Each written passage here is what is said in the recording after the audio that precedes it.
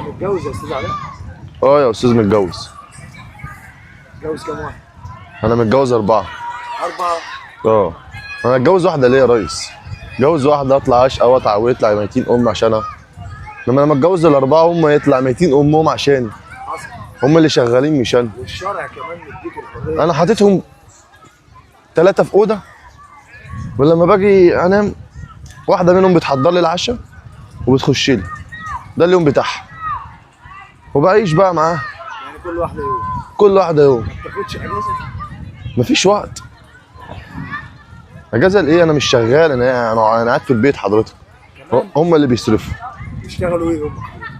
بيشتغلوا شغلانه موظفين. يعني هيئه وكده؟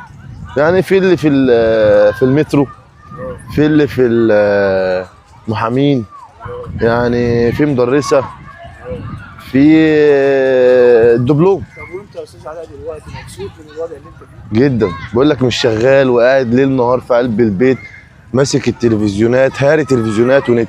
نت كمان؟ كل حاجه. باجي بالليل، مرفهه. باجي بالليل يا باشا بتعشى العشوه الحلوه وانام.